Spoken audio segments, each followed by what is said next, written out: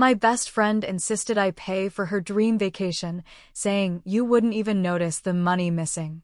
When I refused, she laughed. Fine, I'll just book it on your card while you're not looking. The next day, she got a fraud alert and called me screaming, "Why did you cancel the charges?" I replied, "Because it wasn't your dream vacation, it was your dream scam." I've always been careful with money. I grew up in a working-class family in Detroit, Michigan, where every dollar counted. After college, I moved to Chicago, Illinois, and worked hard to build a stable life. I saved diligently and finally decided to treat myself to a dream vacation, a 2-week trip to Italy. Rome, Florence, Venice, the works. I was ecstatic. When I told my best friend, Samantha, about the trip, she was thrilled. We had been friends since college, and she had always been a part of my major life events. She immediately suggested we go together. I hesitated. Traveling with someone is a big commitment, and I had planned this trip as a solo adventure. But she was my best friend. Maybe it would be fun. Sure, I said. But you'd have to cover your own expenses. She laughed. Of course. I wouldn't expect you to pay for me. Famous last words. A week later, Samantha called me. She had been looking at flights and hotels, and it was a bit out of her budget. She asked if I could cover it, and she'd pay me back. I was taken aback. This wasn't the first time she had asked for financial help. I had lent her money before, small amounts, which she rarely paid back. "I'm sorry, Sam. I can't do that." She laughed, but there was no humor in it. "Fine. I'll just book it on your card while you're not looking." I thought she was joking. She wasn't. The next morning, I received a fraud alert from my credit card company. Someone had attempted to charge $4,500 for flights and hotels in Italy. I was stunned. I called the credit card company and confirmed that I hadn't authorized the charges. They canceled the transactions and issued me a new card. An hour later, my phone rang. It was Samantha. "Why did you cancel the charges?" I was speechless. "Because it wasn't your dream vacation, it was your dream scam." She started crying. "I just wanted to go with you. I thought you'd understand." I hung up. Word spread quickly among our mutual friends. Samantha painted me as a heartless friend who abandoned her in her time of need. I stayed silent. I didn't feel the need to defend myself. But then I started receiving messages from people I didn't know. Apparently, Samantha had posted about me on social media, accusing me of financial abuse and betrayal. That's when I decided to take action. I gathered all the evidence: text messages, emails, the fraud alert, and even a voicemail where she admitted to using my card without permission. I reported her to the police for attempted credit card fraud. She was arrested and charged. Her social media accounts went silent. It's been a year since the incident. Samantha was found guilty and sentenced to community service and probation. She also had to pay a fine. I took my dream vacation to Italy alone. It was everything I hoped it would be. I've learned a lot from this experience. Trust is earned, not given. And sometimes, the people closest to you can be the most dangerous. But I also learned that standing up for yourself is worth it, even if it means losing a friend. She went quiet for a few months after that. No calls, no texts, nothing. I assumed it was over. I thought she had moved on, maybe learned a lesson. But I was wrong. So wrong. Around 4 months later, weird stuff started happening. At first, it was small. A few spammy emails in my inbox. A random pizza delivery I didn't order. Then someone signed me up for a dozen mailing lists. Weight loss, gambling, weird newsletters I couldn't unsubscribe from. I didn't think much of it. Just online noise. But then someone used my email to try and reset my online banking password. That got my attention. I tightened my security. Changed all my passwords. Got two-factor on everything. I still didn't connect it to her. Until I got a letter from my employer's HR department. They received an anonymous tip saying I had been using company resources to run a side business, and that I was misusing company funds. Completely false. I sat there stunned, reading that letter. Who would do that? Then it clicked. Her. No one else knew enough about me, my job, my habits, to make that kind of accusation. I couldn't prove it right away, but I started documenting everything. Emails, letters, spam. I filed a police report for cyber harassment. Even though the officers didn't seem too concerned, I wanted it on record. Then came the worst part. One evening, I got a knock at my apartment door. I opened it to find 2 police officers asking about threatening messages sent from my IP address to Samantha. They showed me screenshots, emails, some using my full name, saying awful things. Stuff about harming her, about stalking her. I was stunned. My stomach dropped. She was framing me. I invited them in. I showed them my laptop, my email history, and even let them check my router logs. I had nothing to hide. The tech-savvy officer noticed something off right away. The emails had been spoofed. They weren't actually from my address. Someone faked them to look like they were from me. They left that night without arresting me, but said they'd continue the investigation. I didn't sleep for 3 nights after that. I hired a lawyer. I couldn't risk losing my job or worse, getting falsely charged for something I didn't do.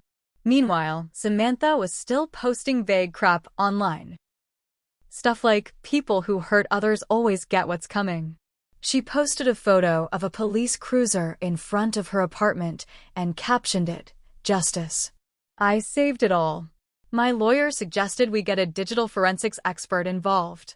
It wasn't cheap, but I agreed. We had to prove she was behind the fake emails and the cyber stalking. The expert found that someone had been using a VPN to access burner emails. But they also found a pattern, multiple logins to those accounts from the same Starbucks Wi-Fi near Samantha's apartment. It wasn't hard to put the rest together. But just when I thought we had her, she pulled another stunt that nearly cost me everything. About 2 weeks after the forensics report, I was starting to feel like things were finally turning in my favor. My lawyer was preparing to hand everything over to the police. I was exhausted, but relieved. That relief didn't last long. One morning, I got a text from my boss. It was short. Just said, "Can we talk in my office?" When I got there, he didn't even look up right away. Then he slid a manila envelope across the desk. This came in the mail, addressed to HR. No return address. Inside were printed screenshots. A bunch of fake messages, some Photoshop texts and emails between me and clients, suggesting I was offering kickbacks, even bribing them. It was laughably fake, but terrifying at the same time, because someone out there was really trying to destroy me. I looked my boss dead in the eyes and said, "This is part of the same harassment I reported a few weeks ago. This is all fabricated." He believed me, thankfully. Said HR was investigating but encouraged me to get in front of it. The only way to do that was to keep gathering evidence. I forwarded everything to my lawyer. 2 days later, I found my car keyed in the parking garage of my apartment building. Deep, jagged lines across both sides. The word thief carved into the driver's door. Security cameras caught someone in a hoodie, but the footage was too grainy. Couldn't prove it was her. I knew it was her. Then it got creepier. I started noticing someone was following me. Once at the grocery store. Then again outside my gym. A tall guy in a black hoodie. Never got too close, never did anything. Just watched. I tried to get photos, but he always disappeared before I could. I didn't sleep for days. Then the emails started again, only this time, they weren't to me. They were to my boss, my coworkers, even my building manager. Accusations. Lies. "Did you know your employee is under investigation for stalking? He's violent. He used my credit card and ruined my life." They were anonymous. No signature. But it was her writing. Same phrases she used when she texted me months ago. I decided I couldn't just defend myself anymore. I needed to flip the script. With the help of my lawyer and the digital forensics guy, we tracked the VPN to a very specific provider. Subpoenaed logs from that service revealed IP addresses, some of which matched logins to Samantha's Netflix and DoorDash accounts. Her digital fingerprints were all over the harassment campaign. But she wasn't done yet. About a week later, I got served.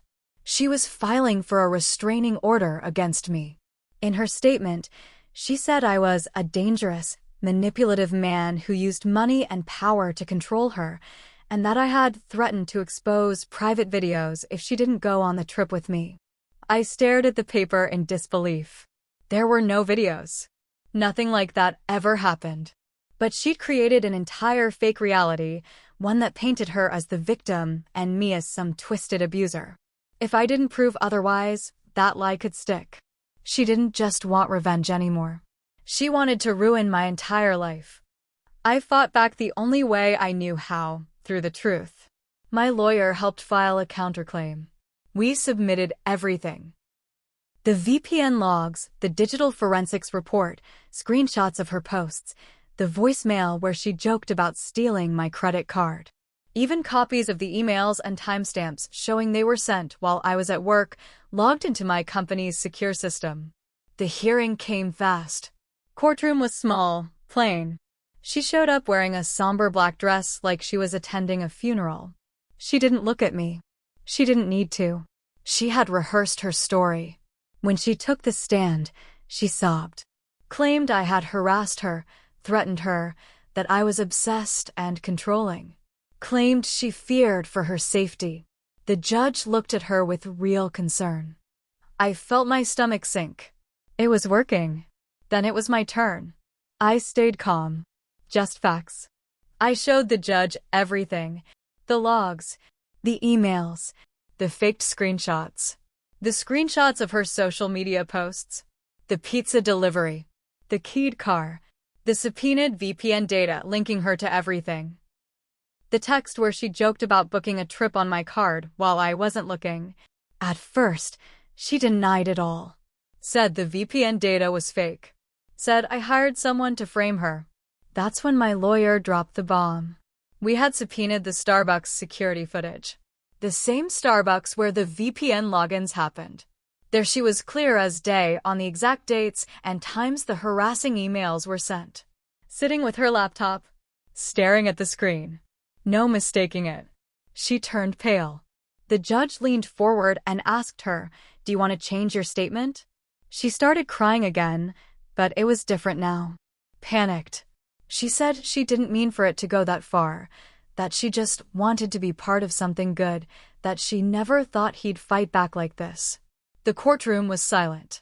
The judge denied her restraining order. My counterclaim was approved. The court issued a restraining order against her. Then the police moved forward with criminal charges. Identity theft, cyber harassment, and filing a false police report. Her parents came to court the day of sentencing. They looked tired, embarrassed. She was sentenced to 4 months in county jail and 2 years of probation. A $10,000 fine for damages. I didn't even feel satisfied when the gavel hit the block. A few weeks after she went in, I got a letter. It was from her. She apologized. Said she got carried away. Said she thought I'd forgive her, that it would somehow make us even. That she missed the friendship. There was no return address. I burned it. I moved out of Chicago a month later. Started fresh in Denver. I changed my number, closed my social accounts. I needed peace. I wish I could say I came out of it stronger, but truth is, I came out colder. Distrustful. Quiet. I wasn't innocent either. I ignored red flags for years. Let her manipulate me. Brushed off her guilt trips. Gave too many second chances. I let someone like her get too close, and it almost cost me everything. I don't regret defending myself. I don't regret fighting back. But I do regret ever calling her a friend. She wanted to steal a vacation. Instead, she gave me a war.